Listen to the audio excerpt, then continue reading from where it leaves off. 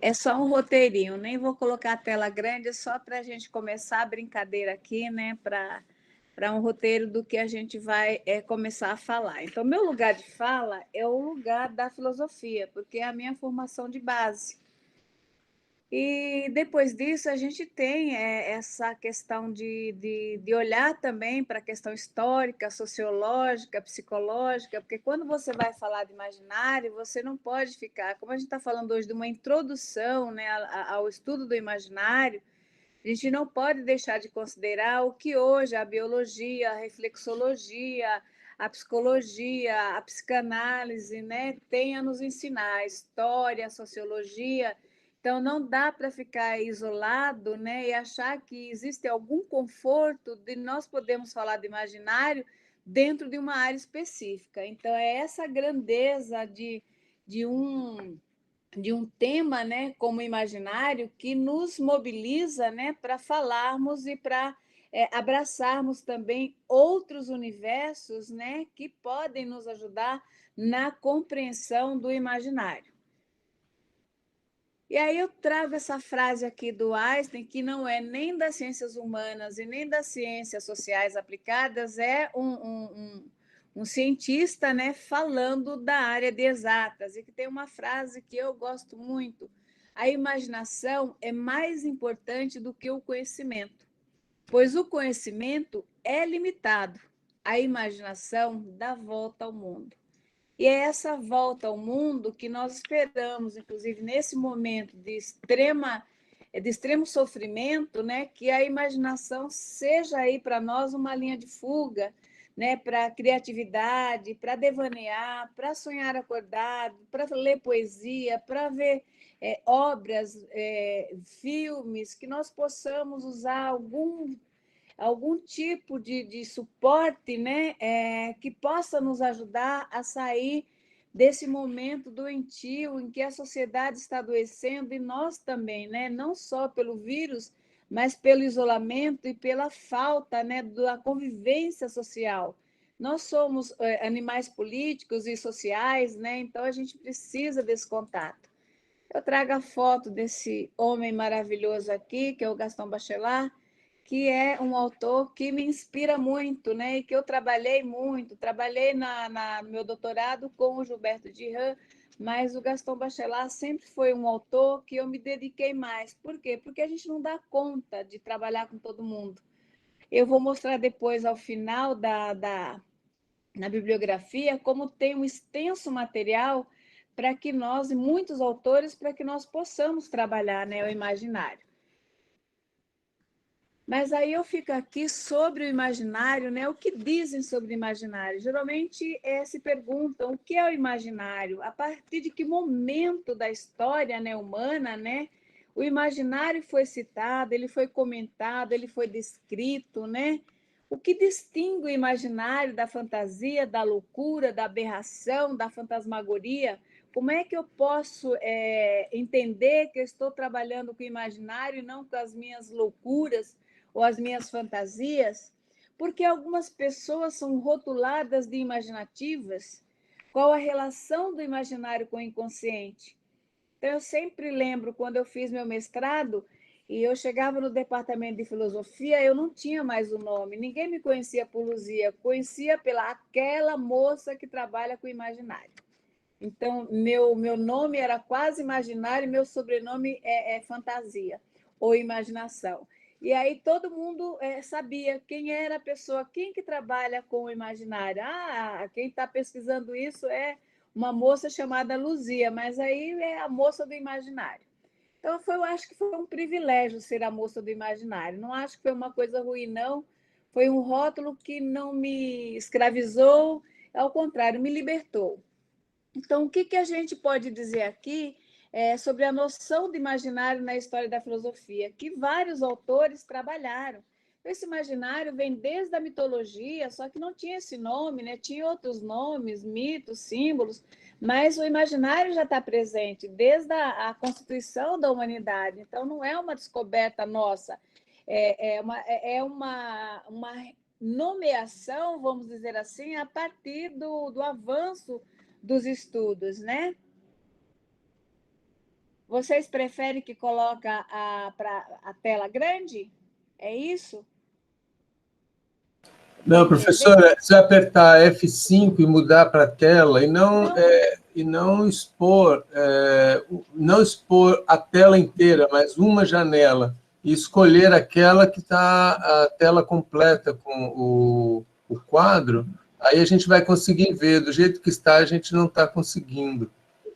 é o F5 só, Orival, é isso? F5 para criar a exposição da sua tela. Aí depois aqui nesse programa vai ter que mudar, fechar essa e abrir assim, em vez de abrir uma tela inteira, abrir uma janela e escolher aquela que estiver a apresentação completa.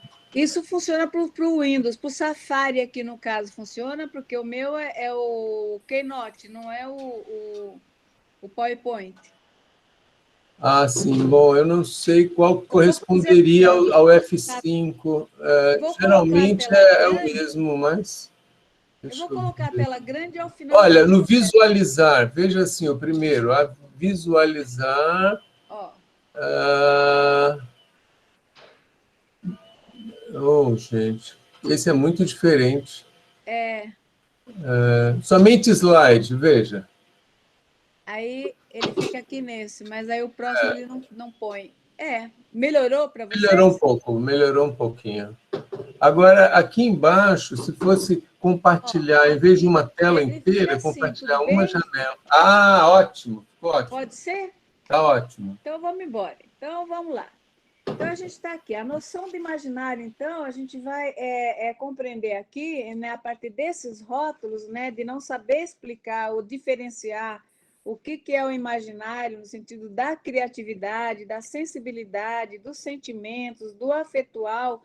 Então as pessoas vão rotulando, né, como as pessoas que são exageradas, que são doentes, né? E aí o imaginário vai ganhando na história uma conotação sempre negativa. E aí a gente pensa que a partir desses rótulos, né, e o estudo do Sartre vai mostrar isso, o imaginário acaba sendo confundido com a memória, a percepção, a sensação e rotulada de a louca da casa, né, como no cartesianismo. E ainda que tenha recebido tratamento especial por alguns autores da filosofia, como Aristóteles, Descartes, Kant, Leibniz, Bergson e Sartre, nem a imaginação foi devidamente compreendida, nem a imagem foi devidamente assimilada por eles. No caminho da compreensão do imaginário, eu destaco aqui para nós Gaston Bachelard e o Gilbert Durand. Por quê? Para Bachelard, a imagem, né, é o caminho para compreendermos o imaginário. E para Durand é o símbolo, né, que é o caminho para compreendermos o imaginário. E aí eu destaco aqui alguns pensadores, rapidamente, porque isso é uma introdução, então não vamos nos aprofundar, mas quem for ler a poética do Aristóteles, por exemplo, né, Aristóteles considera a imagem como um elemento importante porque admite que não se separam o pensamento do corpo. Eles permanecem sempre unidos e tanto o pensamento como as atividades corporais necessitam da imaginação para trabalhar. Mas o filósofo restringe a imaginação como uma função apenas auxiliar do pensamento. Para René Descartes, no discurso do método, a gente vai encontrar o seguinte: a imaginação tem papel relevante no que tange ao conhecimento da imagem que emerge do entendimento, mesmo porque a imaginação cabe fornecer uma consciência da imagem, motivar as ações e despertar as ideias. Então, esse é o papel, né, da imaginação. A imaginação, para Descartes, desempenha apenas um papel auxiliar no dinamismo da nossa psique. Mas imaginando o tempo, isso não é pouca coisa, mesmo que o autor não tenha avançado. Significa que há um reconhecimento. Descartes não conseguiu negar, então, a ligação necessária entre razão e imaginação. A imaginação pode ser dita por ele como a louca da casa, mas ela tem um papel fundamental na vida humana. Para Leibniz, né, a gente encontra aqui nos novos ensaios sobre o entendimento humano, ele vai dizer o corpo e o intelecto estão separados por razões lógicas. O corpo é a fraqueza do ser humano, enquanto o pensamento é a sua dignidade. Então, há um radicalismo aqui. Significa dizer, então, que o corpo tem fraquezas, como o pensamento também tem fraquezas. E a fraqueza do pensamento são as imagens. Porque não há pensamento sem imagem e sem o auxílio da imaginação. Então, ele vai dizer que existe sim essa imaginação e ela é auxiliar do pensamento, mas ela é uma fraqueza do pensamento. Leibniz, portanto, não conseguiu negar a ligação necessária entre razão e imaginação. Isso que nos interessa. Em Kant, a gente vai ter um outro movimento aqui, na crítica da razão pura. Kant admite que não há conhecimento sem imagens, por isso compete à imaginação favorecer uma síntese, porque ela é a faculdade que pode abrir o caminho para o novo, o inédito. Contudo, a imaginação não é criativa nem criadora, ela é produtora. Trabalha sem liberdade e sua produção depende da necessidade racional para produzir. A imaginação não é livre para produzir, porque depende de paradigmas, de modelos conhecidos, de racionalizações. A imaginação não produz conhecimento, diz Kant, mas não existe conhecimento sem a imaginação. Ela é a mola propulsora, o dínamo que movimenta o pensamento. Existe uma hierarquia entre a imaginação produtora e a imaginação reprodutora, uma que dá expansão e a outra que trabalha na reprodução de ideias ou de imagens, se a gente quiser. Então, aqui com Kant, a gente tem um movimento importante, porque Kant admite a importância da imaginação para a produção do conhecimento. Aí nós temos em Bergson o pensamento e o movimento. Bergson vai dizer o seguinte: buscou separar a imaginação de lembrança e de memória, na tentativa de reduzir o papel da imaginação ao papel de uma lembrança da memória. Mas os resultados dos estudos de Bergson são pobres e confusos e não contribuíram de fato para avançar sobre o estudo da imaginação. Pode-se até dizer que Bergson dificultou, né, o caminho, né, da compreensão e do estudo do imaginário. E aí nós temos Sartre, que tem uma obra importantíssima, a imaginação, inclusive a professora Constância tem uma obra, né, que ela discute a imaginação em Sartre, né? É uma grande contribuição, porque a imaginação para Sartre é um modo de consciência. Mas ao verificar o estudo histórico sobre a imagem e a imaginação, Sartre vai constatar que existe muita confusão e pouca explicação. A imaginação é confundida com a percepção, a intuição, o pensamento, a espontaneidade, a memória, a lembrança, que aparentemente parecem explicar tudo e, ao mesmo tempo, ficam no esmo, né? Não explicam nada. Então, Dihan vai dizer que quando Sartre afirma que a imaginação é um modo de consciência, ele não explica também o que significa esse modo de consciência como imaginação. Sartre, então, só confunde na leitura do Dihan. E aí a gente tem aqui os que compreenderam a importância do estudo, né, sobre o imaginário, a imaginação, e aí eu trago aqui para mostrar para vocês, nesse quadro aqui, quando Gaston Bachelard, na obra O Ar e os Sonhos, traz a ideia de trajeto antropológico. Então, ele está dizendo desse arcabouço teórico-metodológico, né, sobre o imaginário como um dinamismo organizador, um dinamismo que atua como fator de homogeneidade na representação, né? O imaginário é um sistema dinâmico, então, organizador das imagens, que coloca o homem em relação de significado consigo, com o outro e o mundo. A ideia de trajeto antropológico ecoa na obra de Bachelard. A verdadeira viagem da imaginação é a viagem ao país do imaginário, no próprio domínio do imaginário. é o trajeto que nos interessaria, ao passo que o que nos descreve é a estada. Ora, o que queremos examinar numa obra em particular é, na verdade, a imanência do imaginário sobre o real, o trajeto contínuo do real ao imaginário. Então, essa ideia de imanência, né, nos remete à ideia aí de uma substância, uma essência, né, que sobrevive ou que atua, né, para criar as imagens, e ela está na interioridade de uma coisa. Então, os elementos expressam no imaginário a imanência da criação. É o movimento imaginário que interessa para Gaston Bachelard. Na próxima tela, eu mostro aqui para vocês, ainda que não tenha a menor condição de hoje falarmos disso, o imaginário de acordo com o Gilberto Durand, né, que se apoia também em Jung, como Gaston Bachelard faz, em Freud, e o próprio Gaston Bachelard aqui, né, o Cassirer, na reflexologia, e se ampara, teoricamente, na ideia do trajeto antropológico, que é o trajeto que o Gaston Bachelard chama atenção. O Durand se apropria aqui de uma maneira belíssima, né, desse trajeto entre o real e o imaginário, para poder trazer o trajeto antropológico aí na sociologia que ele trabalha.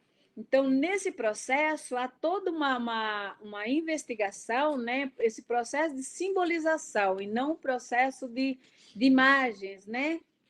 Nas duas vias imaginárias. Então, Durand vai trabalhar isso no individual e social, e as pulsões subjetivas, intimações objetivas, o meio cósmico e social. E aí, em vez de analisar as imagens, o Durand analisa o mito pessoal e o mito coletivo de uma obra, de um período histórico, né, de um acontecimento.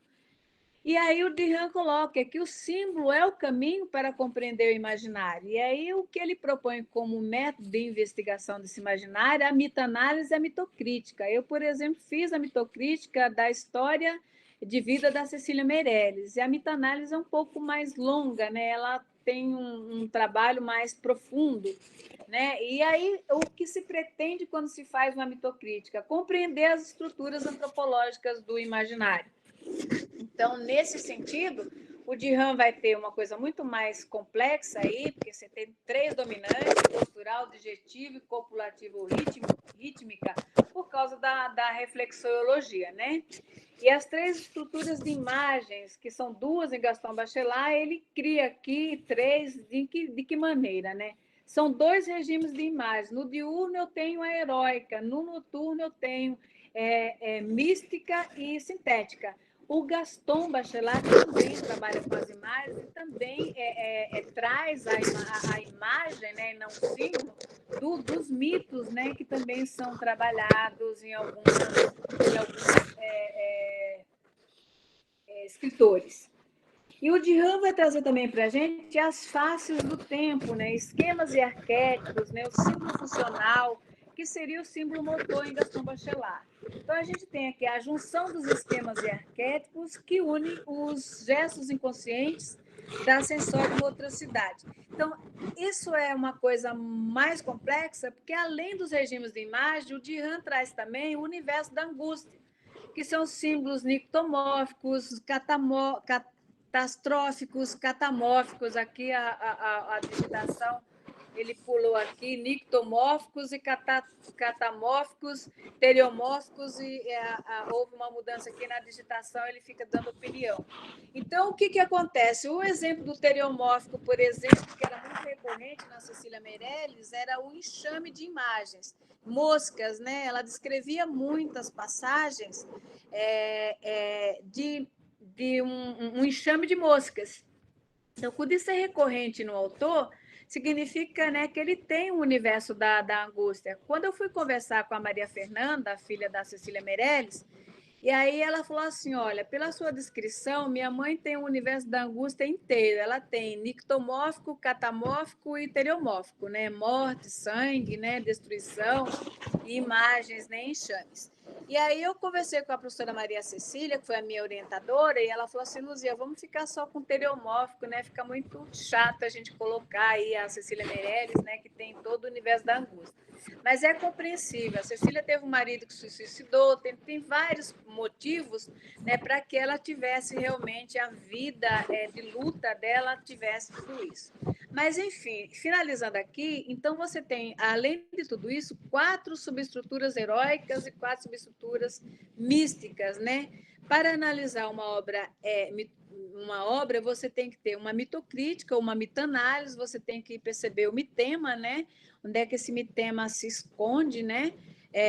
Que é a imagem mãe, a imagem é a ideia mãe, não é a ideia-chave, e a bacia semântica, que aí o Dirham traz, a gente vai entender o que é uma escorrência, a partilha das águas, confluência, enfim, todo esse arsenal aqui de Raniano para você trabalhar. Então, vai ter que ler tudo isso para entender tudo isso e trazer ainda, além de tudo isso, a dimensão patente e a dimensão latente, que o Gaston Bachelard também trabalha e que é uma ideia freudiana. Aquilo que está dado e aquilo que não está revelado, mas está, de certa forma, dissimulado ou ainda encoberto, mas está na latência.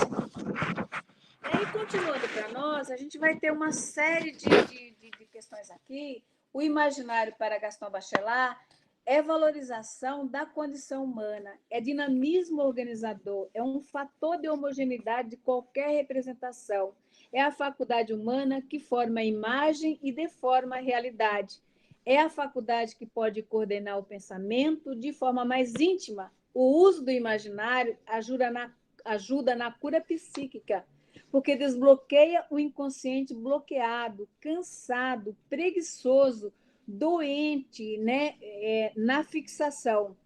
Robert Desoile é o exemplo que Gaston Bachelard traz para mostrar que é possível uma equilibração, eu não diria cura, né, mas uma equilibração, né, da vida psíquica, né, através do imaginário. E aí a gente vê aí o trabalho da Constância, que trabalhou também com o Desoalho, também trabalhei, e o André Campelo, hoje, que faz um trabalho muito importante também com o Robert Desoalho. E aí o que o Gaston Bachelard vai chamar de a imaginação. A imaginação é concebida, ele vai dizer que a imaginação é sinônima de imaginário. Que confusões que a gente tem normalmente? É imaginação ou imaginário? Para alguns autores, a imaginação é sinônima, para outros ela é produto do imaginário e outros o contrário. O imaginário é produto da imaginação. Então, vai depender do autor que a gente está lendo e como nós vamos trabalhar isso compreensivamente. Então, o Gaston Bachelard vai discutir os sinônimos de imaginário na obra O Ar e os Sonhos. Logo no começo ele vai dizer, o imaginário tem umas 8, 10 descrições do que é o imaginário. O imaginário, então, é potência instauradora, promotora de sentido, aquele elemento que valoriza, porque representa um papel fundamental na vida psíquica e na vida ativa das pessoas. A imaginação, então, não é nem indutora de devaneios aleatórios para o cientista, porque ela é a ponte que auxilia nas tarefas dos cientistas e ajuda no desbloqueio psíquico da vida das pessoas comuns. A imaginação é promotora de sentido e significado ao vivido, ao sentido, ao criado, ao imaginado. É potência criadora tão importante quanto a razão. Não é a imaginação que causa as psicoses, que pode causar problemas, inclusive os bloqueios para a criação imaginária, nem causa os delírios e aberrações mentais. É o nosso adoecimento psíquico que faz com que a imaginação trabalhe de modo doentio. Então, o Bachelard diz, compete ao cientista, então, vigiar seu inconsciente e não seu imaginário. Porque se o inconsciente, se o sujeito está doente, o inconsciente vai trabalhar na linha das aberrações. Porque a imaginação é criadora e produtora de sentido, não devendo ser compreendida como obstáculo ao campo científico. E aí a gente tem que a imaginação precisa da imagem porque funciona através de imagens. Então, isso é muito importante para o Gaston Bachelard. É o resultado, né, de um processo interior que atravessa todos os obstáculos para se revelar numa obra artística, visual, auditiva ou poética. A arte revela seu valor de expressão, sua liberdade por meio de imagens. A imagem tem sentido na vida inconsciente. Ela pode nos orientar com relação aos nossos impulsos profundos, porque vive da necessidade positiva de imaginar. A imagem conceitual para Gaston Bachelard é uma imagem constitutiva, racional e lógica, e ela é importante também na ciência, porque procura, né, ajuda a encontrar o núcleo dos fenômenos. Mas não é essa imagem que ele vai trabalhar na poética. A imagem poética, né, para Gaston Bachelard, é criação, ela é um produto da imaginação e não deve ser confundida com o símbolo e nem estudada pelo símbolo. A imagem deve ser estudada pela imagem. O psiquismo humano é alimentado pelas imagens. A imagem é sempre variacional, como todas as imagens do imaginário, diz Bachelard. A imagem não trabalha na ordem da fixidez, porque ela é da ordem de um contínuo movimento. Ela é a força motriz. Todas as imagens, diferentes da ciência, são estímulos extraordinários para os devaneios. As imagens são dotadas de uma identidade de significações e de energia de transformação, estando em incessante metamorfose. Uma imagem é criação do espírito, é a substância mesma da poesia. Uma imagem é capaz de superar os dados da nossa sensibilidade. É resultado de processos interiores e não conhecem obstáculos para revelar o ser de uma obra. As imagens são anteriores ao pensamento. Uma imagem é, abre aspas, ao mesmo tempo, um devir de expressão e um devir do nosso ser. Fecha aspas, Gaston Bachelard. Tudo que é especificamente humano no mundo é, para Gaston Bachelard, logos. Então, significa que é razão, é diálogo, é palavra, é mito, é energia viva, como em Heráclito. A imagem pode expressar nossa humanidade ou nossa desumanidade. Pode expressar nossa pobreza espiritual e nossa grandeza espiritual. A matéria para Gaston Bachelard é a matéria dos quatro elementos e suas combinações, que estão, abre aspas, sobre a lei das quatro imaginações materiais. Lei essa que atribui necessariamente uma imaginação criadora aos quatro elementos: fogo, terra, água e ar. E o quinto elemento, né, que ele traz, que é o éter, né, que se encontra nas nuvens. O que permite uma classificação poética levando em consideração a associação da imagem ao seu elemento e ao seu dinamismo, que faz fugir de qualquer inércia por parte da imaginação. Os elementos, então, para Gaston Bachelard, são os hormônios da nossa imaginação, em especial o elemento ar, que representa o crescimento psíquico do ser humano. E Gaston Bachelard também vai falar de matéria. Quando ele fala de matéria, a gente precisa entender que existe também uma leitura do Gaston Bachelard da física. E aí ele se apoia aí no Stéphane Lupasco, né, que é físico e é também filósofo. E o que o Lupasco vai trazer aqui para nós? Então, a matéria do poético para Gaston Bachelard, ela acontece quando a imagem está carregada do seu elemento de origem. E aí ele vai dizer que é essa fidelidade do autor ao seu elemento, né, que vai fazer essa imagem ser compreendida, percebida ou dar a perceber, né? E aí, na questão da energia da matéria, né, quando ele se inspira em Lupasco, que o Lupasco vai dizer o quê? O Lupasco tem uma obra que chama O Homem e as Suas Três Éticas, e lá ele vai falar dessa matéria psíquica, né, biológica também, e filosófica. Então, ele trabalha em 3 dimensões: o biológico, o filosófico e o psicológico. E aí ele vai dizer, toda matéria é energia. E nós vemos nas obras do Gaston Bachelard ele repetir isso, que a matéria é energia, né? E é essa energia, né, que se relaciona com a nossa afetividade. O estado afetivo, então, para Lupasco, ele é um estado ontológico. Existe, portanto, uma física do psiquismo, abre aspas, o psiquismo é a origem e o fundamento do mundo, fecha aspas. Então, e aí abre aspas novamente. O psiquismo é a energia justamente que provoca o conhecimento do conhecimento. Não se deve negligenciar o nosso próprio ser, enquanto conhecedor do conhecimento. Não se pode ignorar, então, as demais matérias, né, segundo Gaston Bachelard, aqui fechando com o Lupasco. O artista é um explorador da alma, um mágico do psiquismo. O artista adota o que, para Gaston Bachelard? Um trajeto contínuo entre passado e futuro, entre real e imaginário. Trajeto que a gente pode chamar também do heterogêneo para o homogêneo, da identidade para a contradição. Então, essa ideia de trajeto, né, ela é fundamental na obra do Gaston Bachelard também. E ele vai descrevendo esse trajeto, ele não fica repetindo que está se tratando de um trajeto, mas ao longo da sua obra a gente vai entendendo que é o trajeto que está sendo trabalhado. Os elementos, então, ele vai dizer terra, água, fogo e ar, como a matéria do poético. O elemento ar, Gaston Bachelard considera o mais complexo. Por quê? Porque ele representa o crescimento psíquico.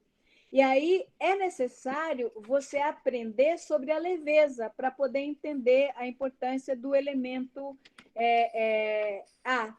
Sem uma aprendizagem, aí abre aspas, é o Gaston Bachelard, sem uma aprendizagem da leveza, o psiquismo humano não pode evoluir. Então, nós precisamos aprender o valor da leveza, que nos faz compreender a ideia de sublimação, de rapidez, dialeticidade, liberdade. Por quê? Para conhecer os elementos, né, e descobrir suas sonoridades, suas ressonâncias e suas mobilidades.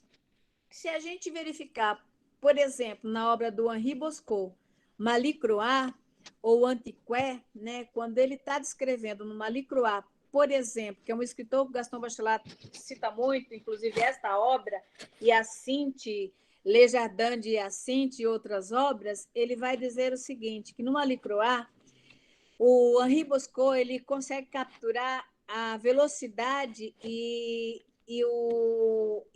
a onomatopeia, a fala, né, do ar, do vento, né? O vento fala com o escritor. E o Bosco vai escrevendo sobre o tempo, sobre o ar, e você tem a impressão que você está sentindo na sua pele, né, aquele movimento brusco, às vezes violento, às vezes calmo, né, da brisa. O modo como ele vai descrevendo o ar é uma coisa fantástica. No Antiqué, quando ele vai descrevendo, aí entra nessa parte que o Gilbert Durand gosta muito, que é a questão dos símbolos, né? Que são símbolos das trevas, e aí você vai compreendendo como é que o herói, aí no caso, né? Ele faz a sua travessia para vencer toda esses obstáculos, né? E é o elemento ar que ele vai se pautar ali para poder sair daquele subjugo das cavernas, das pedras, do interior da terra, né? Das partes mais obscuras, neogumbrosas, como o Durand gosta de usar essa palavra, e é de lá que ele vai encontrar força, né? Quando o elemento ar atravessa as pequenas aberturas das grutas, né? E que entra como um alívio para aquela alma cansada. Então, essa é a importância que ele traz. Do resto, ele vai trabalhar a matéria dos elementos, né? A água como elemento mais feminino. Na verdade, é a mãe do planeta, né? Porque não é a terra que abraça a água, é a água que abraça a terra. Primeira vez que eu li essa descrição do Gaston Bachelard, eu chorei, achei lindo, porque a gente vê o globo todo redondo, né? A Terra é redonda e azulzinha, né? E a gente fica achando que coloriram, né, em azul para nos agradar. Aí a gente entende depois na física a descrição, né, que na verdade é a água abraçando a Terra, né? Então é uma imagem muito bonita, né? E a Terra como o elemento que a gente pode devanear ou se rebelar, né, contra ela, né? Agredir, como a gente faz com a pedra, com as matérias duras, né, para poder fazer criação. O fogo, né, que tem a ver com intimidade, com a vivacidade, com a sexualidade, com a sensualidade, e o ar com o psiquismo, que ele trabalha muito bem. Então, e na fenomenologia do imaginário, né, ela tem matizes de subjetividade e profunda relação com a esfera da imaginação, o que possibilita manter, então, uma atitude científica mais clara por esta libertar os homens das imagens primeiras, o aprender a analisar e interpretar os fenômenos da realidade. A imaginação, então, segue três causas, que muitos que já conhecem, isso aqui só estamos relembrando, né? A formal, a material e a dinâmica, né? A formal que cria as formas, né?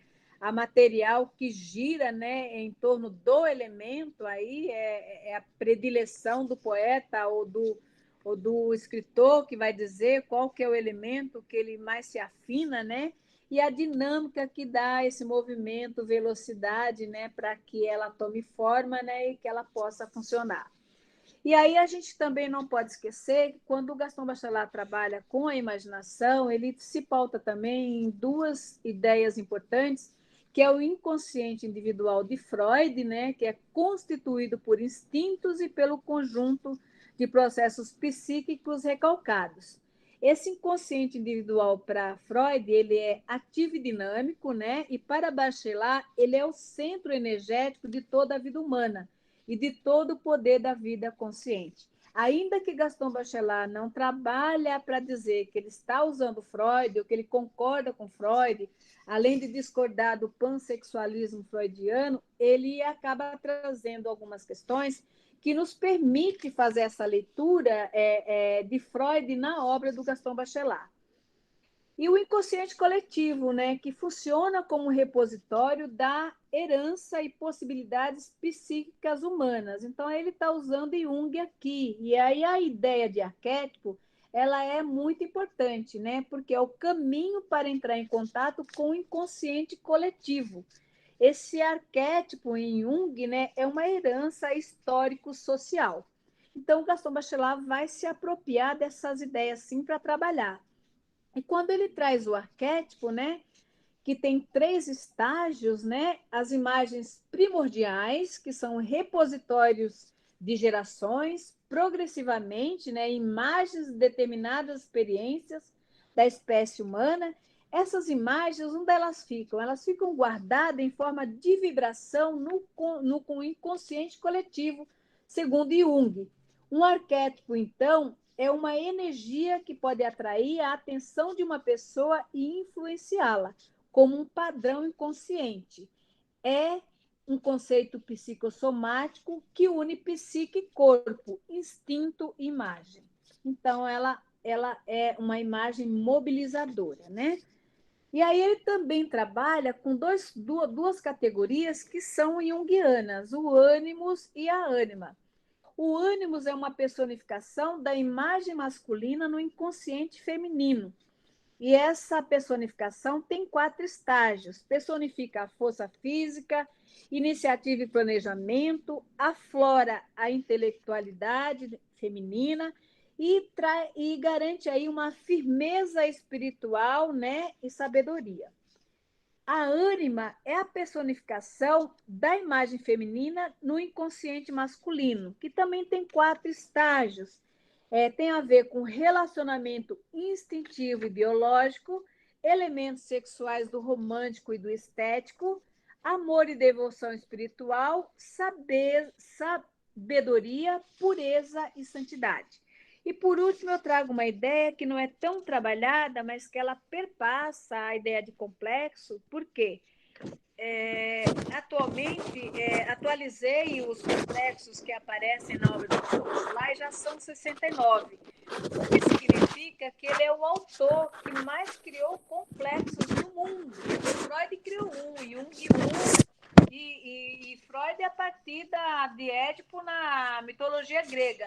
Então, o Gastão Bachelard criou 69. Isso faz com que ele seja hoje o autor que mais entendeu, talvez, a ideia ou a imagem de um complexo, que eu descrevo aqui, que é uma imagem emocional viva de uma determinada situação psíquica fixa, incompatível com as atividades e a atmosfera habitual de um indivíduo.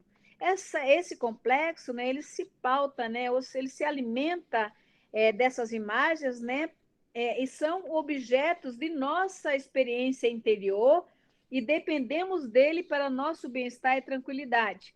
São manifestações vitais da psique que quer sejam diferenciadas ou primitivas.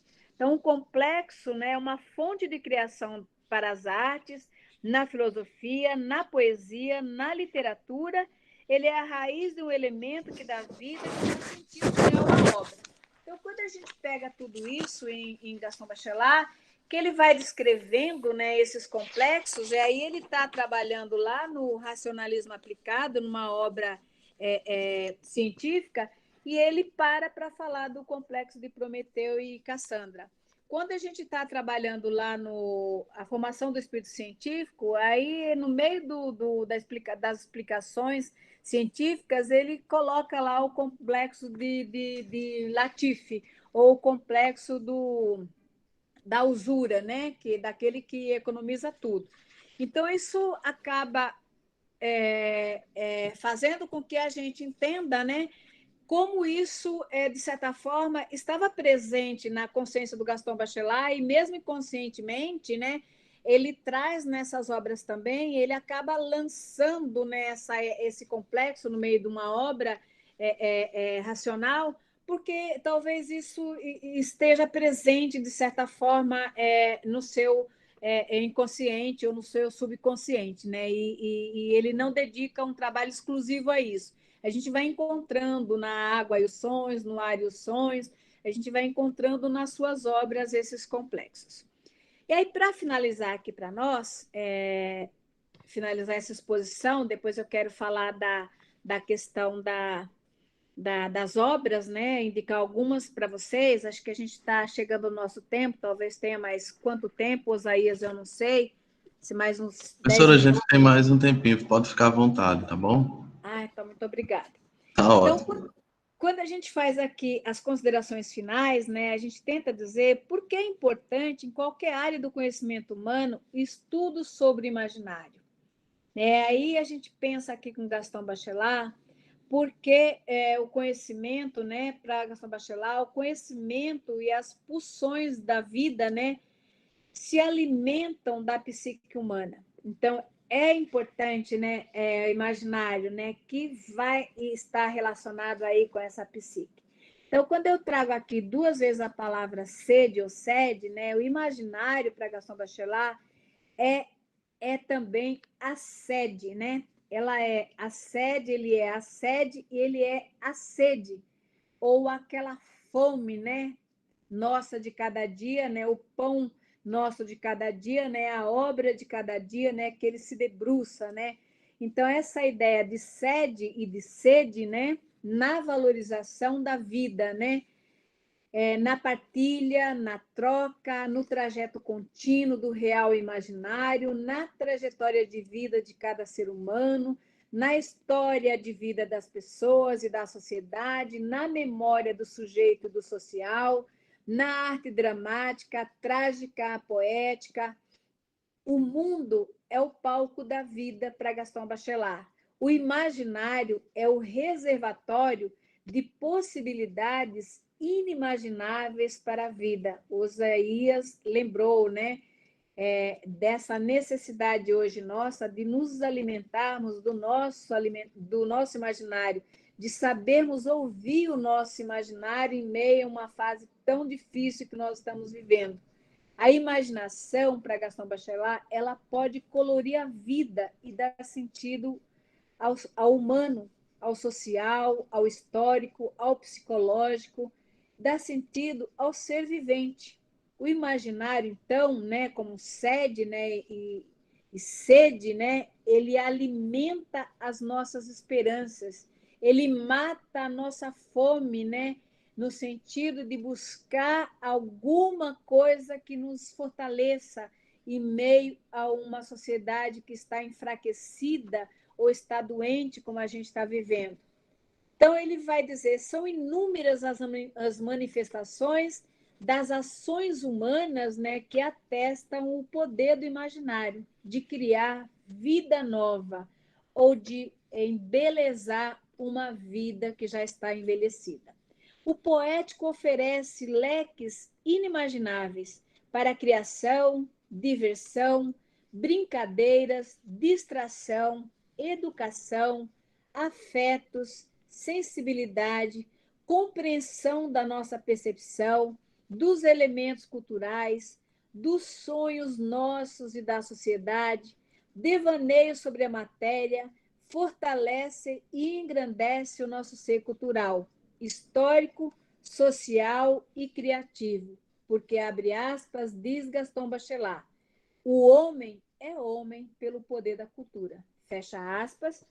E aí a gente tem aqui, não poderia deixar de dizer, a importância, né, do estudo de Raniano para o imaginário. O imaginário é um elemento organizador e equilibrador da cultura. Ele se constrói por meio do aparelho simbólico do ser humano, ou seja, do processo de simbolização. O mito é o elemento intermediador em todos os trabalhos. O mito é o fio do discurso, dos relatos, das construções, das distribuições e das sequências. O mito é a matriz de todo o discurso, um sistema dinâmico de símbolos e arquétipos, que, sob o impulso de esquemas, tende a se compor em narrativa.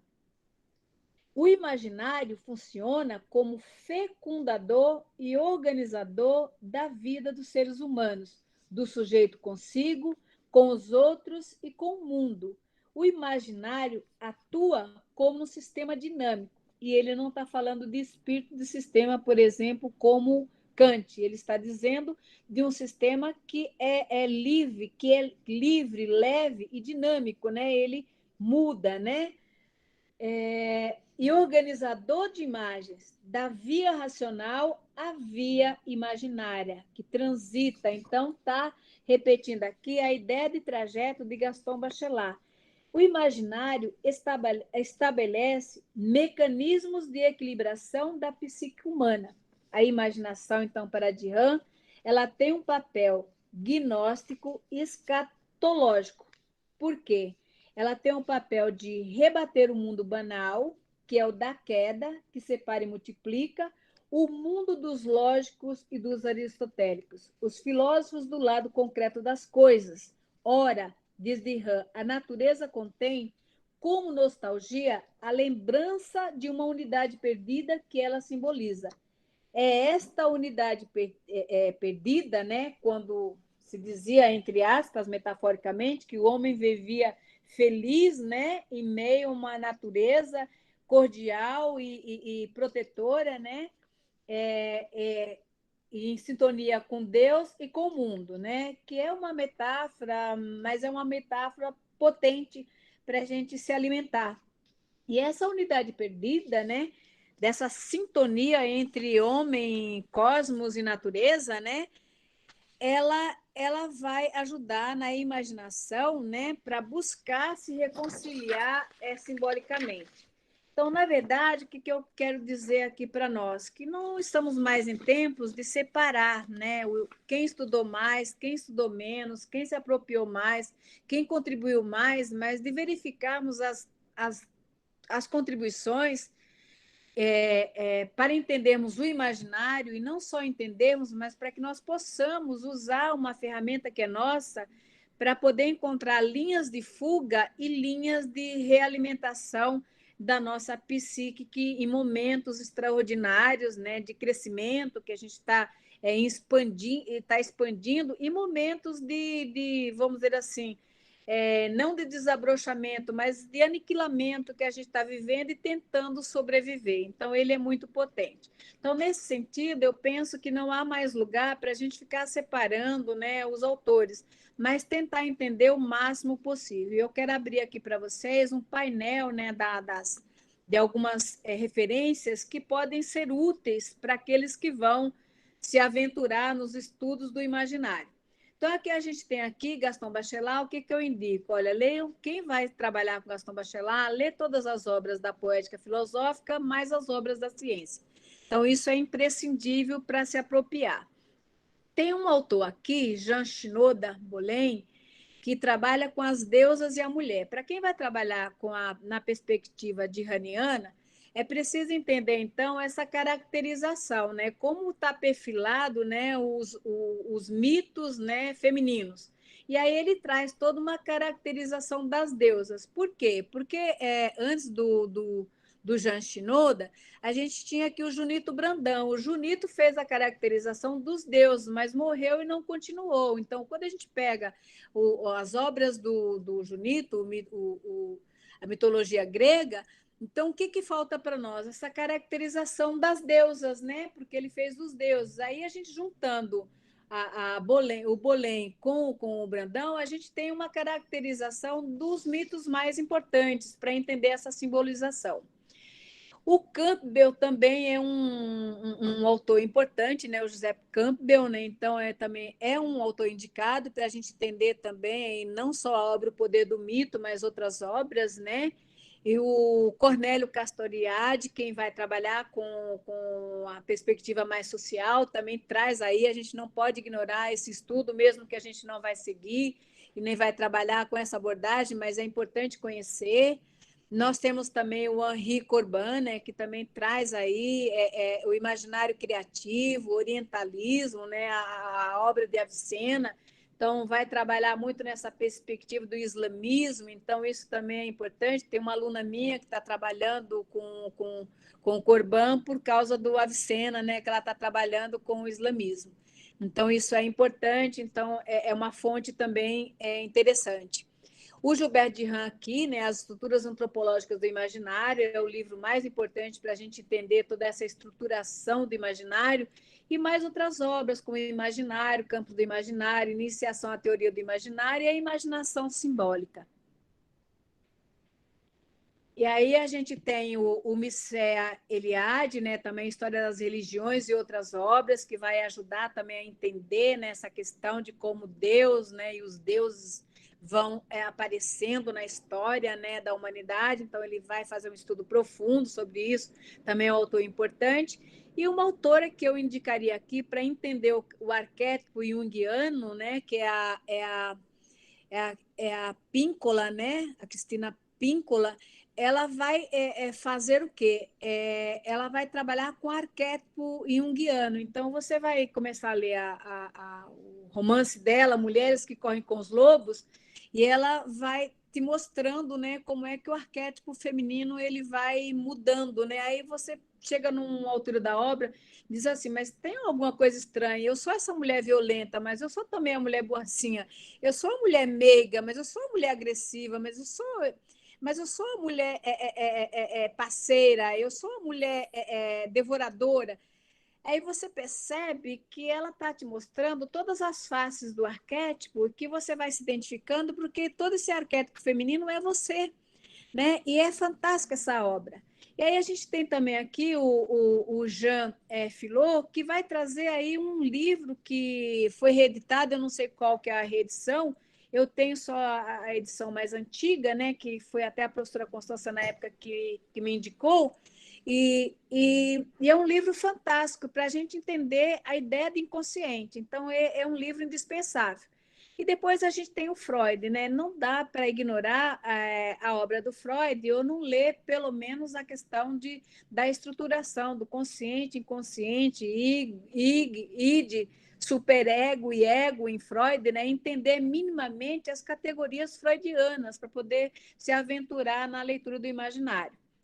Depois nós temos um autor que é muito usado também, né, que é o Hillman, né, que também é importante, o Mito da Análise, o Código do Ser e outras obras que vai, ou uma obra dele que hoje é uma obra praticamente desaparecida, que é 100 anos de psicoterapia e o mundo está cada vez pior, né? Ele vai denunciar o mau uso, né, das terapias pelos terapeutas, né? E que é importante também para a gente entender porque que as pessoas ficam 10 anos fazendo análise, elas não se curam, ou elas não se equilibram, né? No sentido mais bacheladiano. E aí a gente tem Jung, não dá, né? O homem e seus símbolos, tudo que a gente puder, as metamorfoses da alma, que a Livraria Voz dividiu em 10, mas tem um livro antigo, né? Na PUC de São Paulo tem ainda um livro, As Metamorfoses da Alma, que dá para você pegar o livro inteiro, né? E fazer um PDF aí, porque ele foi separado em várias obras, mas é um livro precioso. E tem o Lupasco aí, O Homem e Suas Três Éticas, para a gente entender a matéria, né? A questão da matéria no sentido da física, né? Que o Gaston Bachelard se apropria. E fora isso, a gente tem os nossos autores aqui, né? Nós temos a Marcondes César, que está aí presente, é uma grande referência para entender o imaginário, a Marli Bucão, a Eliana Barbosa, né? O Wilton Japiaçu. E nas novas gerações, a gente tem aqui o Marcelo de Carvalho, a Ana Laudelina, que está aí presente, o Gabriel Cafuri, o Davi Velanes, o André Campelo, a Ivone Tavernac, que eu quero chamar a atenção, foi minha aluna no mestrado. Ela trabalhou com Gaston Bachelard, Benjamin Meirelles, e agora no doutorado ela dá prosseguimento a esse estudo e inserindo aí no seu trabalho o Paul Ricoeur. E do Paul Ricoeur, na qualificação dela agora do doutorado, ela já saiu com o ineditismo, né? Porque ela está trabalhando, tá forjando, né, a ideia de uma pedagogia da memória, né, que é pautada em Paul Ricoeur. Está com um trabalho muito lindo aí na UFSCar, né? Está aí presente a Ivone, parabéns. Né? E para além de Gaston Bachelard, a gente tem outros estudos também, né? A Fernanda Ferreira, com o Vygotsky, a Sidneia Luvson, que a Constância participou da banca, uma doutoranda minha, já é doutora, que trabalhou com Paul Ricoeur, o Benjamin e o Vygotsky, né? Trabalhou com a ideia de constelação com o Benjamin, né? E a narrativa em Paul Ricoeur e o imaginário também em Vygotsky, que ela traz alguma coisa na tese dela. A Luciane Valentim, que foi uma aluna minha, e aí acho que todo mundo tem vários alunos, né? Ela trouxe o imaginário da matemática em Bachelard, acabou de defender o mestrado, trabalho lindíssimo, né? E a gente tem grupos, né? O Marcos Ferreira, o Rogério de Almeida na USP, né? A Ana Thaís Martins, que na Federal do Rio Grande do Sul, que é o Vunambugê, né? É o vice desse grupo, né? Na Universidade de Pernambuco, aí a Daniele Rocha Pita, não me deixa mentir, um grupo hoje que eu não sei se ela está na coordenação, quem está, mas é um grupo potente, antigo, né, dos estudos do imaginário no Brasil. A Federal de Santa Maria também tem grupo, a PUC do Rio Grande do Sul também, a UniOeste, meus amigos, Fábio Lopes Alves, Tânia Réquia, né, e várias pessoas investigando. O que eles trabalham na UniOeste, por exemplo? Eles trabalham com o DIRAM e trabalham com o Mafezoli, que aí já traz uma outra ideia, mas é trajeto também, né? Então, o Mafezoli se apropria do DIRAM, toma de empréstimo, né, a ideia de trajeto antropológico, e trabalha também com o Walter Benjamin. Então, ele faz essa junção aí, imaginário em Walter Benjamin. Então, no grupo de pesquisa no Facebook, né, a gente tem aí um grupo de pesquisa, hoje nós temos mais de 800 membros, né, foi criado por mim, e quem administra esse grupo hoje é o Gabriel Cafuri, que tem um trabalho também muito bom, né, nessa questão bachelardiana. E aí a gente tem o Mafezoli, né, que tem obras também muito importantes para entender não só os símbolos, né, mas essa ideia de trajeto, por exemplo, Dionísio a céu aberto. Então, tem muitas obras aí para a gente entender, né, no fundo das aparências, né, a aparência não tem nenhuma profundidade, então, brincando com essa ideia de profundidade, né, e o Eric Neumann, que para mim foi muito importante, A Grande Mãe, História da Origem da Consciência, porque eu precisava achar o herói da vida da Cecília Meirelles, eu não conseguia achar, no Junito nem em outros autores. E eu sabia que tinha um herói diferente, mas eu não conseguia saber que herói que era a Cecília Meirelles. E aí eu encontrei que é o herói da palavra, né? É aquele que fere, né? Que destroça o outro e que é vencedor pela palavra. Então a Cecília Meirelles tem uma arma, né? A arma da Cecília é a palavra, né? Quando ela diz o ditador acéfalo, né? Chamando Getúlio Vargas do governo da acefilia, então ele é considerado sem cérebro, né? E o Vargas fica muito irritado com as críticas da Cecília Meirelles e outras coisas mais que ela vai discutindo, né? E aí eu consegui entender esse herói, né? Que na verdade era um herói diferente. E aí a gente tem aqui, estou terminando, então a gente tem Ah, Nicolesco, já estou sim, encerrando. professor. Tá, tudo bem. Já estou encerrando, a gente tem ainda o Nicolesco, o Riquet, que eu acho que não dá para trabalhar hoje com o imaginário, né? Social, ignorando ideologia e utopia, e o Riquet traz isso, né? Tempo e narrativa.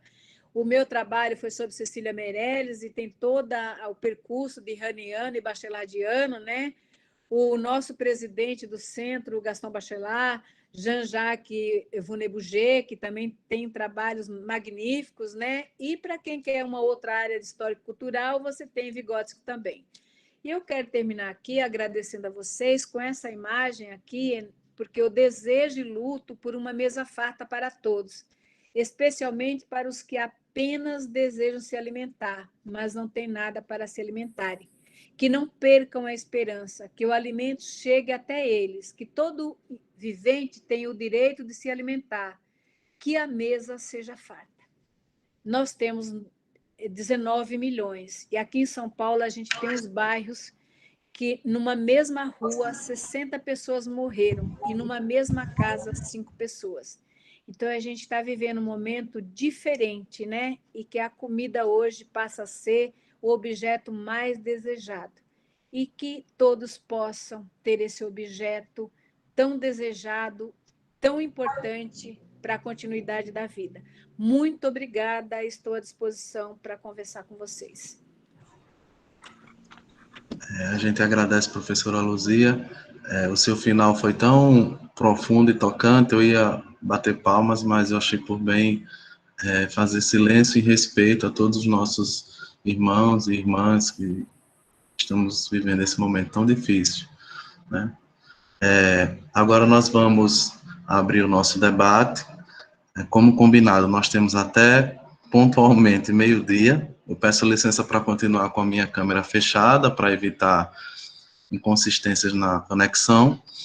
E agora eu vou passar a fala para a professora Ana, para ela passar um pouco para a gente como é que estão as inscrições para o debate, e agradecer também à professora Ana por ela ter feito umas sínteses aí no chat da fala da professora Luzia, tá bom? Ana, é contigo aí. Obrigado, Isaías.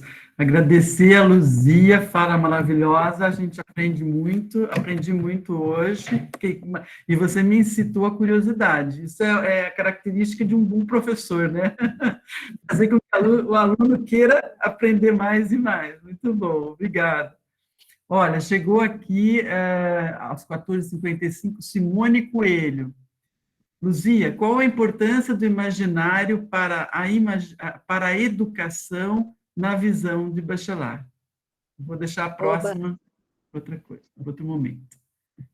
Essa pergunta, muito obrigada, Simone, essa pergunta é fundamental. Hoje, o professor que ignorar o campo do imaginário para trabalhar com a criança, ele é um professor morto, ou um professor com uma deficiência imensa.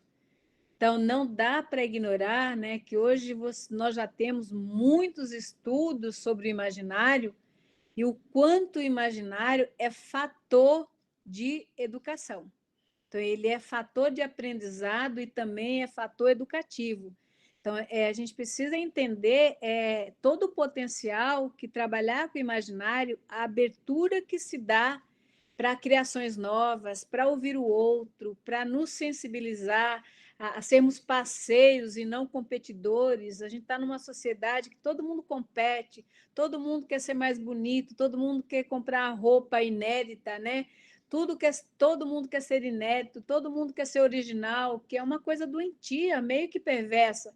Então, na educação, trabalhar com o imaginário é florescer, é desabrochar as potencialidades que são humanas e que cada um tem domínio, né, sobre o seu campo, né, imaginativo, se ele é exagerado, se ele é ainda limitado. Nós não temos poder para mexer no outro, mas nós temos o poder de colocar nas nossas mãos uma ferramenta que é fundamental e que nos ajuda a fazer o nosso trabalho de maneira mais criativa, de maneira mais lúdica, né? De maneira mais alegre, de maneira mais aberta, né? Aprender a ouvir o outro, inclusive os erros do outro, porque não somos nós que corrigimos, é o outro que se corrige quando você oportuniza um trabalho, uma educação aberta para que o outro possa fazer isso. Não sei se te respondi, Simone.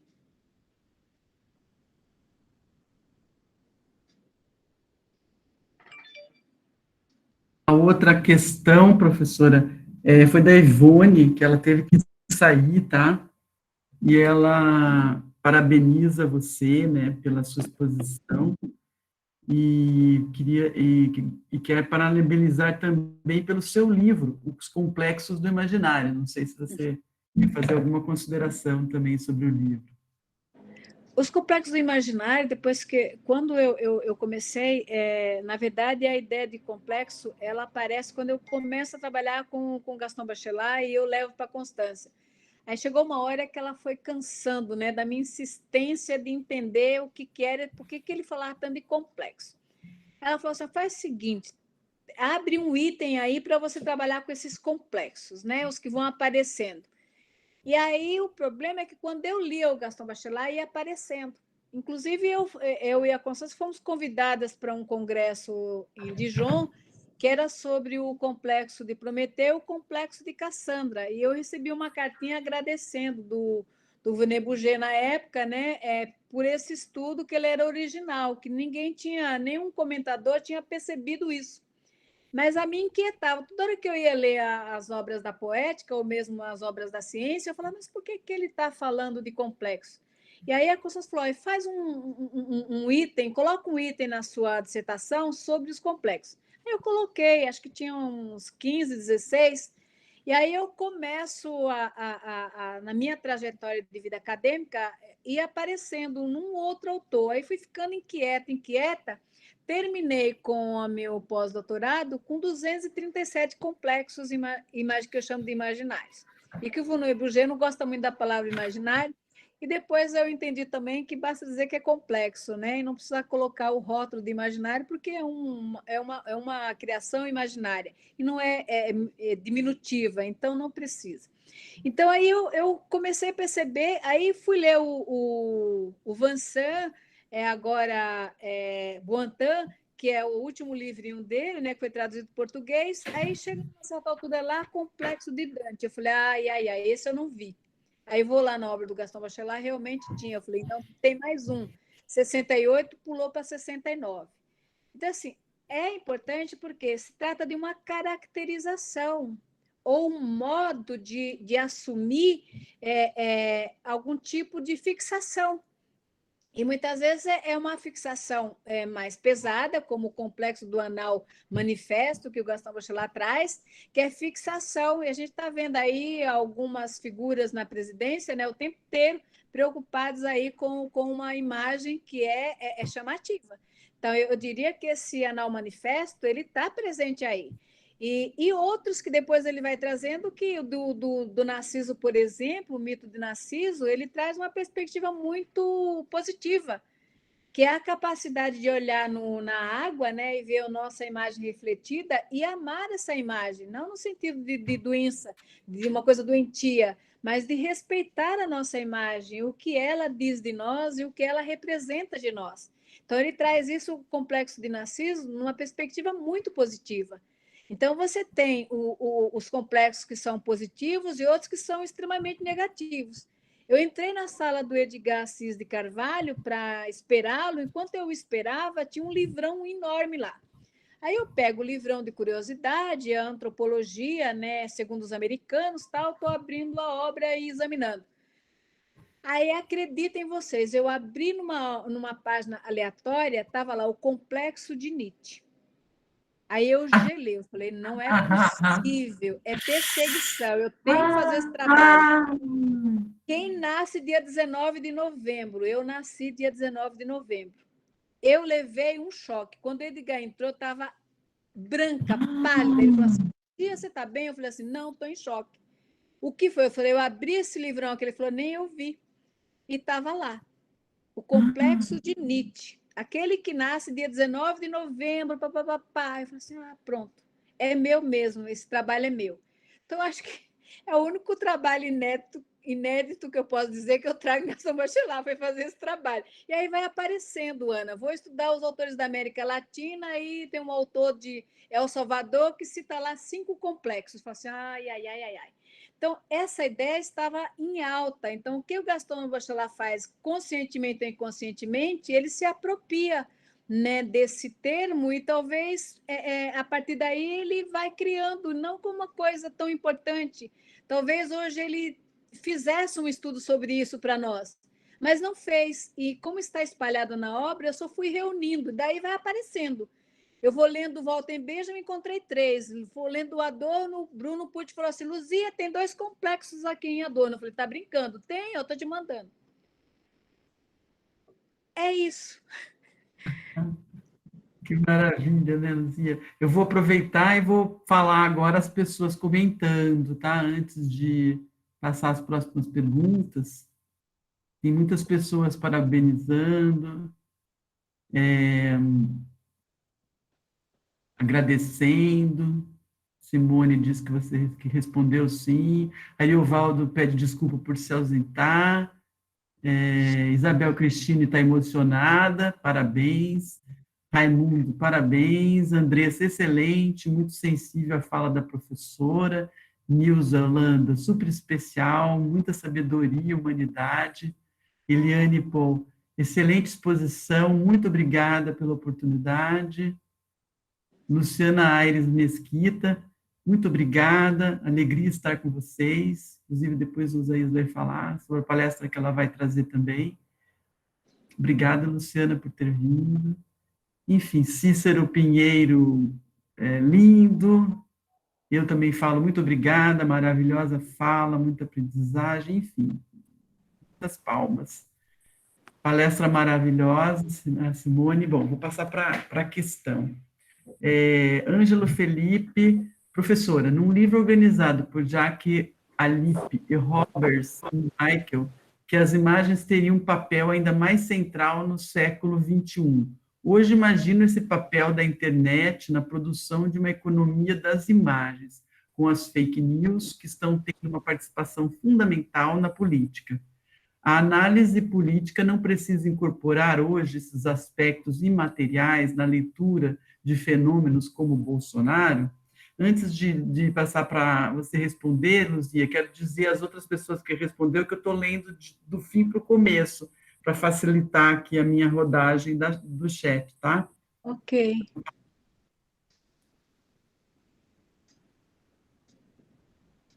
Pronto, Luzia, pode responder.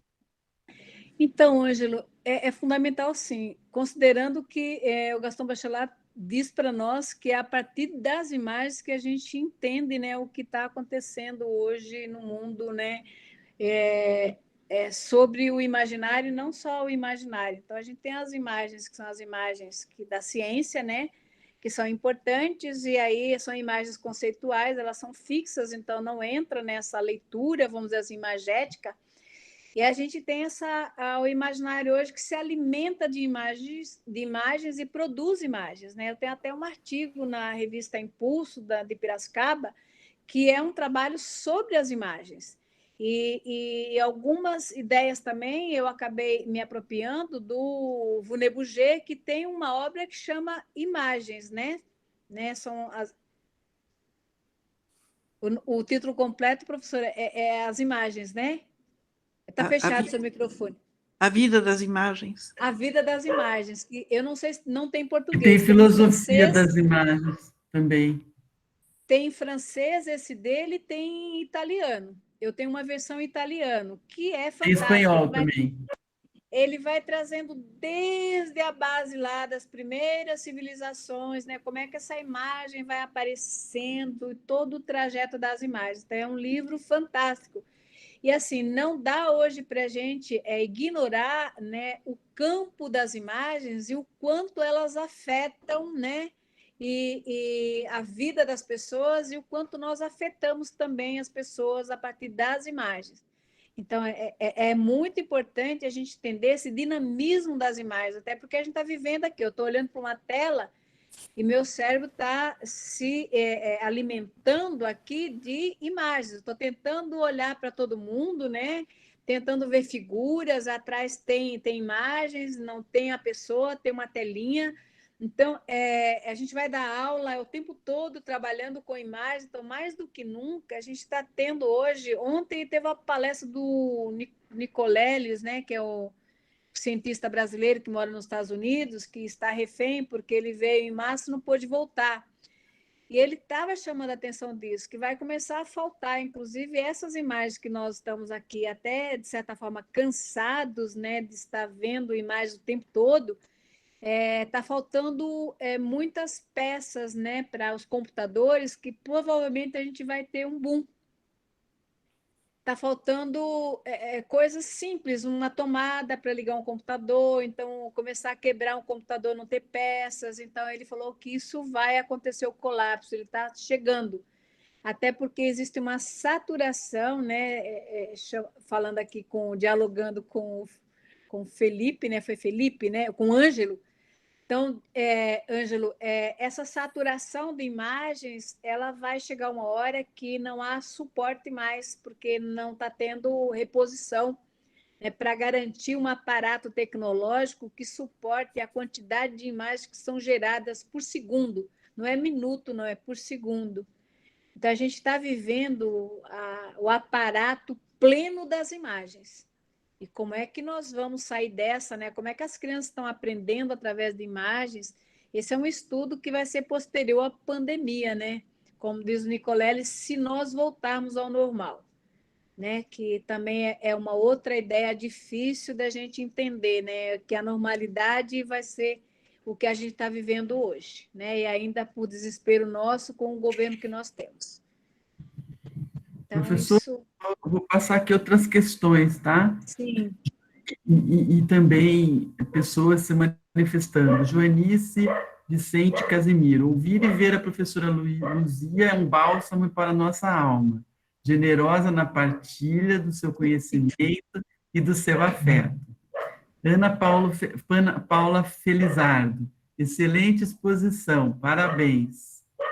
Ângelo Felipe Castro Varela, grato pela riqueza de sua exposição, aprendi mais, amo o estudo do imaginário que me acompanha nesse rio da minha vida. Obrigada.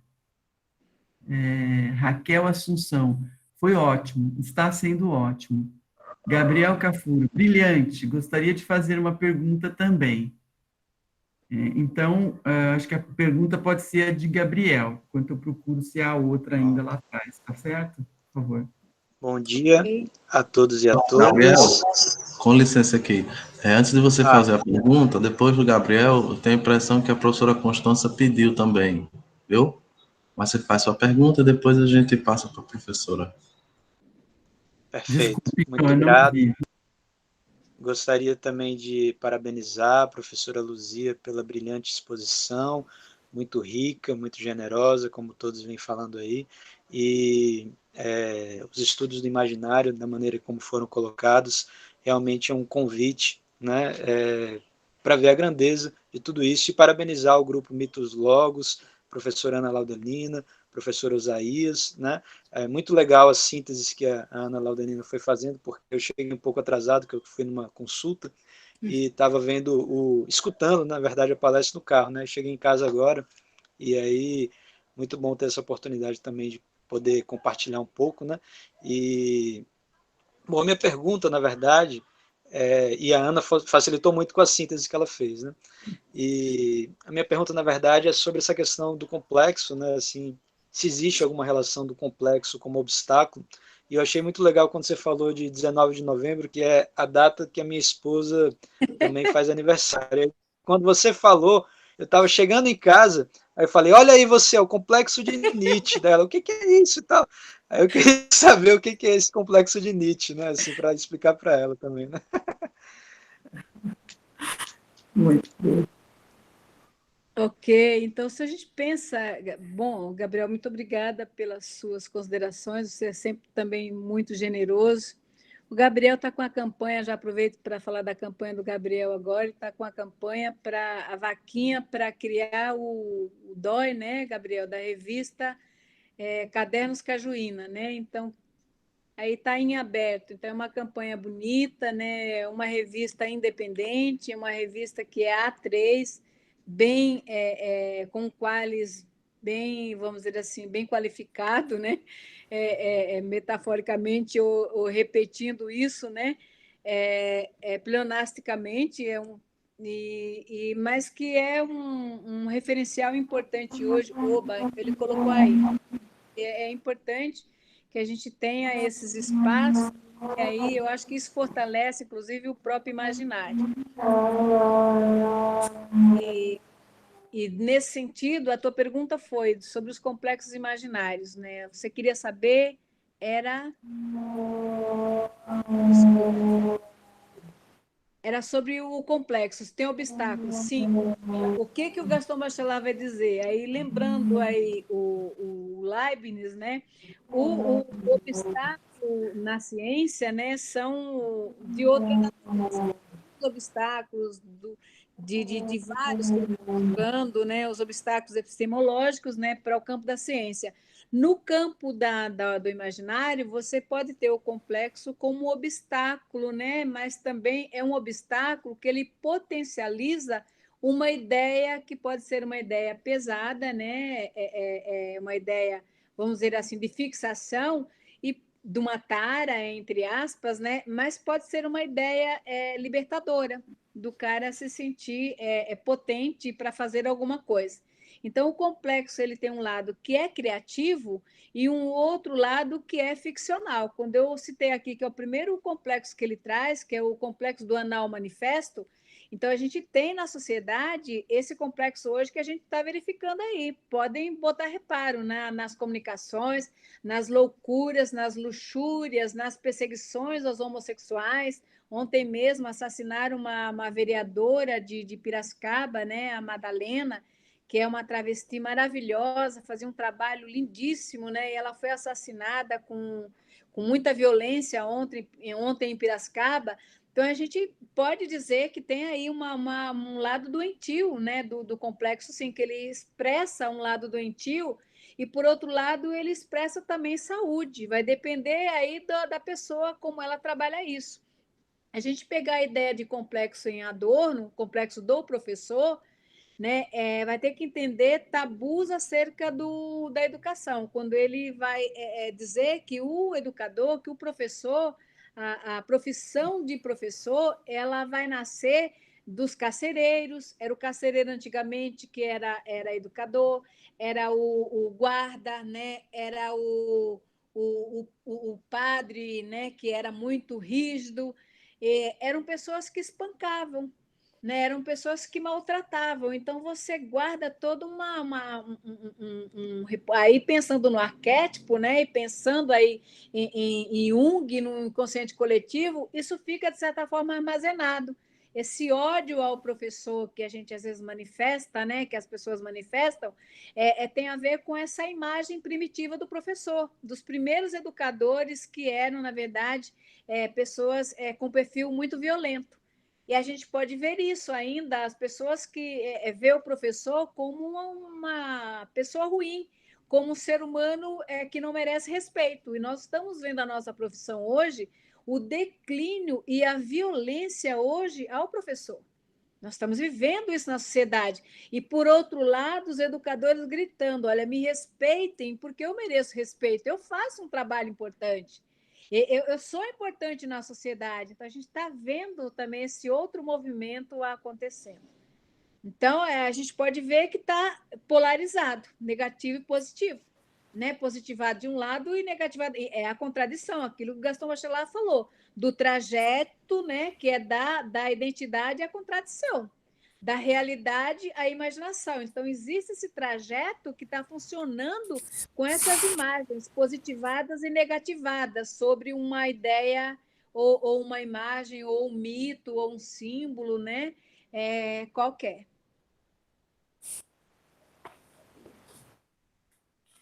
Bom, posso falar um pouquinho? Só para deixar um beijo, cumprimentar você e dizer que eu gostei muito de ver a sua trajetória, as suas descobertas e a paixão com que você faz isso.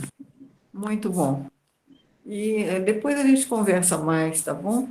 Tenho mais umas coisinhas para ampliar mais um pouco essa Coloca aí sua para paixão nós, da você é a minha descoberta. fada madrinha. Um beijo grande a você, viu? Obrigada. Parabéns. Vindo Abraço de ao Gabriel você também. é um beijo na alma. Obrigada. Professora Constância, que bom você estar por aqui, que bom que você está boa já, ficamos felizes, viu? Em termos, eu ainda estou meio de molho. Semana que vem faço um exame, eu vou ao médico para ver um pós-Covid, o que aconteceu, né? Se eu estou com o miolo funcionando direitinho ou não aí. Mas vai ver que Eu agora acho vai ficar melhor, então, né? Mexeu os miolos, quem sabe? Vamos ver o Pensar que acontece. positivamente, quem a sabe? Vai resposta melhor dela ainda. no celular, eu já percebi que teve uma melhora imensa. Até a tua voz mudou. Graças a Deus. A gente Tá bom, agradece muito aqui, bem. gratidão pela sua vida. Fique Um entre grande nós, beijo a porque o você, mundo está viu? muito feio. A gente precisa de gente linda. Um grande beijo, viu? Outro. Bom, não temos mais perguntas, mas assim, que eu lembro, mas só comentários aqui. Então, tem o Luciano Pessoa, agradece e manda abraço. Aí, deixa eu ver aqui, 15 e 13. 15 e 13. Edinalva Piovesan, obrigada, professora Luzia, por compartilhar seu conhecimento e demonstrar sua luta para com os que buscam o que comer, seja alimento do corpo ou da alma. Bacana, hein? Linda, Edinalva, generosíssima, uma queridona. Helena, deixa eu achar aqui. Foi orientando de uma colega do programa, muito gente boa também, que trabalha com Foucault, na perspectiva da linguagem. Bom, enquanto a Ana vai, licença aqui, Ana e a Perdão. professora Constância, enquanto a Ana vai olhando aí o chat para ver se tem alguma pergunta, eu gostaria de deixar como informe, já porque nós estamos próximos de encerrar a atividade e algumas pessoas estão saindo, o nosso próximo Mitos Logos debate vai ser no dia 6/5, né, vai ser organizado pelos colegas que coordenam a linha dos estudos da religião e do mito. O nosso grupo Mitos Logos, ele tem duas frentes temáticas, vamos colocar assim, né, dos estudos da religião e do mito e dos estudos do imaginário. Da religião e do mito é coordenar a frente de atuação da religião e do mito é coordenado pelos professores Orivaldo, Anaxuel, Janaína e seus respectivos orientandos. E nós temos também a linha do imaginário, né, que é coordenado por mim, pela professora Ana, pela professora Carla, com os nossos respectivos colegas de mestrado e doutorado. Então, nosso próximo Mitos Logos debate vai ser no dia 6/5, e vai contar com a coordenação dos colegas da linha dos estudos da religião e do mito. E no próximo dia 10/6, nós vamos ter outro Mitos Logos debate, que vai contar com a professora Luciana Mesquita, que está aqui presente, eu acredito, e o tema é o cultivo da imaginação poética no pensamento de James Hillman. Então, estão todos e todas convidados e convidadas para participar dos nossos mitos, dos nossos encontros, tanto da religião e do mito, quanto do imaginário. Eu vou aproveitar e fazer uma propaganda em relação a Luciana Mesquita. Ela é atriz, dança também, estudiosa de James Hillman, fez mestrado com uma professora que está ligada ao centro do James Hillman, lá do Texas, né, e agora faz doutorado também nessa mesma linha, lá em Atenas. Então, é uma pessoa bem conhecedora da obra do Hillman. Então, vale a pena a gente assistir o que ela vem nos trazer. E, bom, vou voltar aqui para os 14h23. O Pedro só faz uma observação aqui sobre o ar e os sonhos, e daí a gente pode ler ali, né? Sobre o livro. 15h12.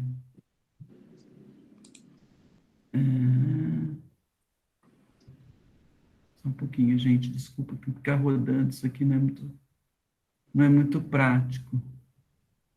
Tem que ter uma coordenação motora que eu acho que está me faltando. Está chegando. 15. Enquanto a Ana vai chegando... Achei. Eu achei. Andressa Lima, excelente, muito sensível acho que eu já tinha até falado, né? Luciana Helena, que eu queria... Não, é a Luciana Helena. Lúcia Helena Gratal. Parabéns, professora Luzia.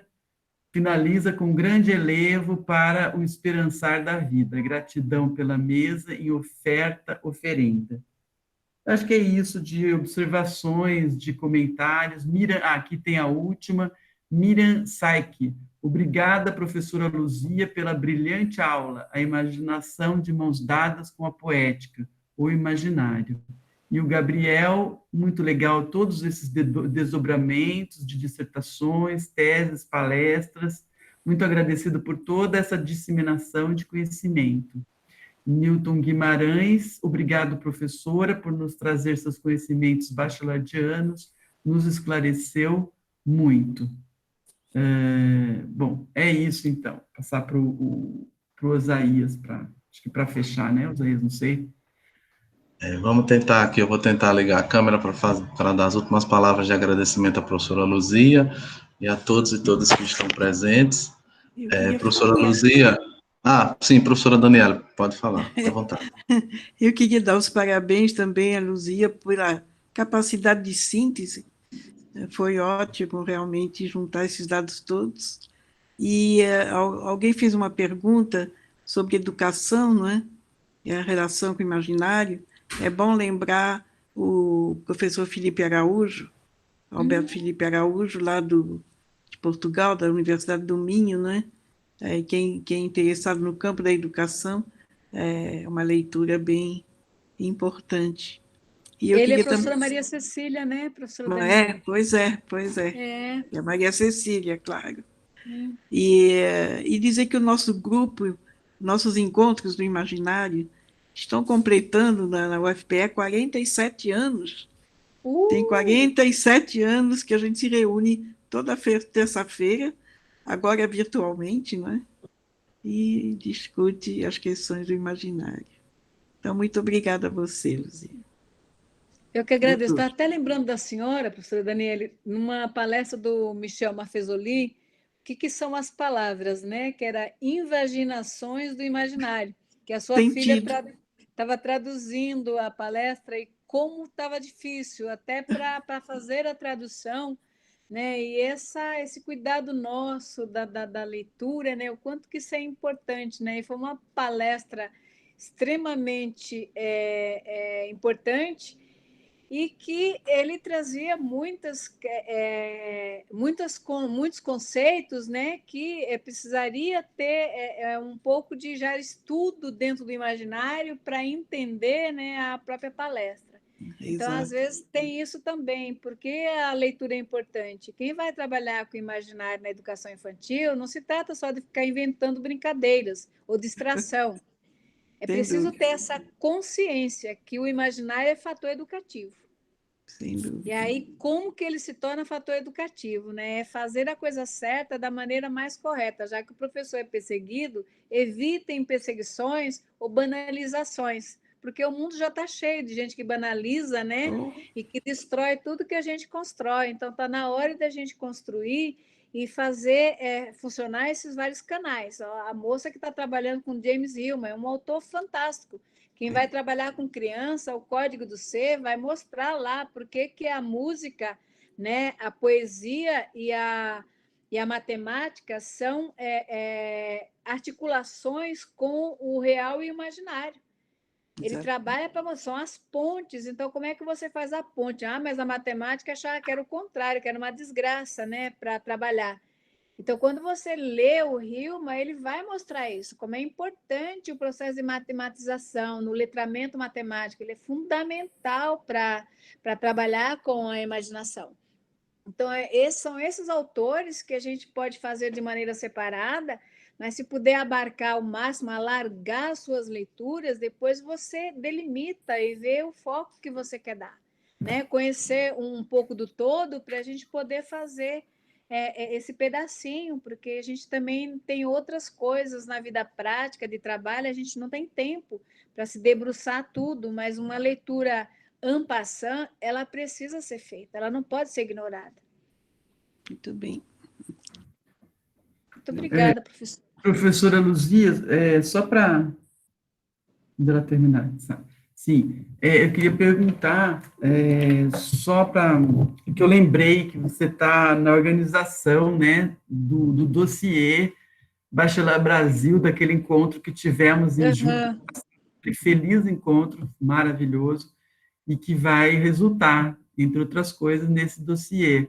Aí eu queria aproveitar e pedir que você falasse, assim, chamando as pessoas para quando ele estiver pronto, né, dando a conhecer. Acho que é um convite e convido a todos, sim, porque é um dossiê fantástico. Foi o encontro Gaston Bachelard Brasil, né, promovido pelo Gabriel Cafuri, esse nosso meninão aqui, que eu falo que ele é um irmãozinho, um filhotinho nosso, né, já está aí na terceira geração e fazendo coisas fantásticas. Então, a gente organizou o dossiê, que tem produções internacionais, como a da Aurosa, a Alisson, né, e tem do Vuné Bouget, e depois a gente tem da Marli Bucão, a Constança Marcondes César, Eliana Barbosa, as nossas mestras aí, as nossas guias no imaginário e na filosofia do Gaston Bachelard. Depois tem eu, Gabriel, o Davi Delanes, e tem o André Campelo, tem um outro que é Bartocli, Gabriel, me ajuda aí, tem várias pessoas nesse dossiê, e vai sair em julho. Então, assim, a revista Horizontes, que é uma revista de educação da Universidade de São Francisco, é uma revista A3, né? A produção é bilíngue, então todos os textos estão ou em português francês ou português inglês. E a apresentação está em português, em francês, em espanhol e em inglês, né, Gabriel? A gente acabou fazendo, então, assim, não dá para a gente não lembrar que a Ana Laudelina, estou olhando para ela, estou tentando lembrar quem mais, a Ana também tem texto. Então, assim, são muitos autores e assim de uma riqueza incrível. O André Campelo, e não sei mais quem eu estou esquecendo. De alguém, Ana? A minha memória é péssima, mas vale a pena conhecer, e daí vocês verão, né? Todos os autores interessantes, todos os autores que estavam lá no Bachelor Brasil, no encontro, e outros, né? Acho que os internacionais é que não estavam. Então, no encontro. A Aurosa estava, né? A Rosa apareceu, verdade. Ela apareceu.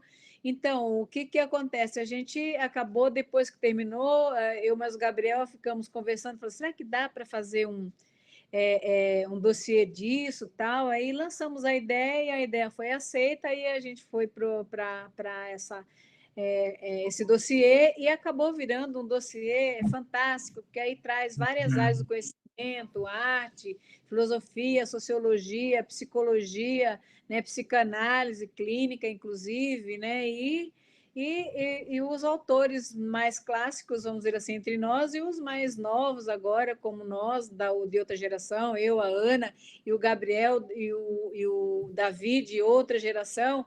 Então, foi muito importante e a gente fazer esse trabalho que vai ser divulgado lá no Centro Gaston Bachelard, ele vai ser divulgado na Ampof, então a gente vai divulgar esse material em vários canais aí, né? Então, o Centro Gaston Bachelard já sabe desse material, está aguardando para poder a gente mandar. Então, é a possibilidade de leitura, né, de ampliar essa leitura, quando a gente traz aí em bilíngue, né, isso vai permitir que outras pessoas também tenham acesso, porque no encontro com o Rony Bouget, a gente percebeu que tem na China, tem no Japão, né, o grupo Gaston Bachelard, do Imaginário agora, que ele está trabalhando também no próprio Centro Gaston Bachelard, está trabalhando com o Dihan também, então a gente já tem essa junção, graças a Deus.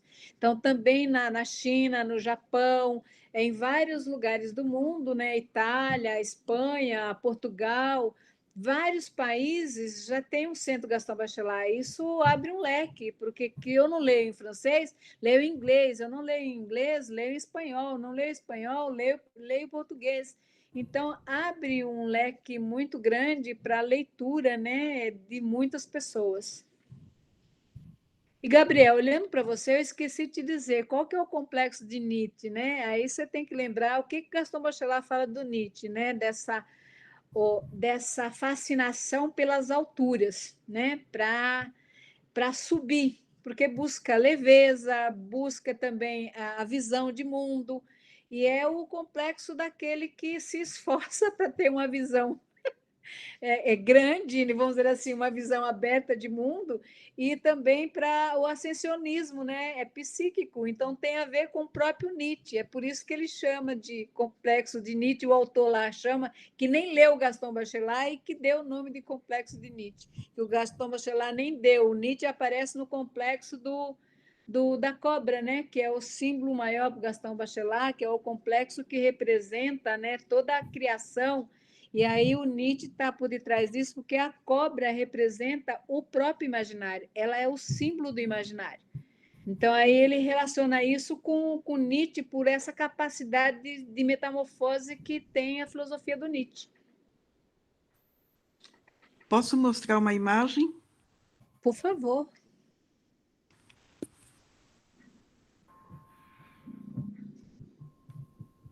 Que delícia. Ai. É o meu jardim, aqui perto de Paris, é onde estou. Olha, que lindeza. Aproveita, professora, e vai para o seu jardim e se alimente de tudo que ele lhe oferece. É isso, gente. Muito obrigada a todos e a todas. Foi uma alegria imensa, um prazer. A gente que agradece, professora. Obrigada, Isaías. Obrigada, Ana. Desculpe, eu queria salientar que, na verdade, professora, a generosidade maior foi da senhora, que aceitou voluntariamente participar desse Mitos Logos debate. Tanto a senhora quanto a professora Luciana aceitaram voluntariamente, né, o que para nós é importante, porque fortalece a ideia de universidade pública, gratuita e de qualidade. Então, eu acho importante nós pontuarmos isso aqui, e agradecer a todos e todas presentes. O professor Arivaldo gostaria de falar alguma coisa, não sei, ele abriu a câmera. Não, só agradecer e me expressar meu deslumbramento, né, diante de tantas discussões riquíssimas e tantas conexões que se propõem, né? E eu acho que cabe a nós fortalecermos essas conexões para fortalecer a rede de nossa reflexão. E espero que a gente possa fazer isso da parte do nosso programa e do nosso grupo de pesquisa. Estamos aí totalmente disponíveis para tanto. Muito obrigado. Parabéns, professor.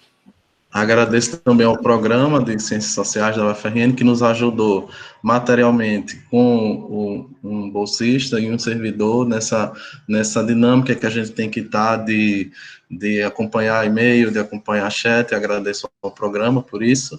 Agradeço também à professora Ana por estar me ajudando aqui no chat e nas mensagens. E é isso, pessoal. Muito obrigado e até o próximo Mitos Logos Debate. Abraço, gente. Abraço.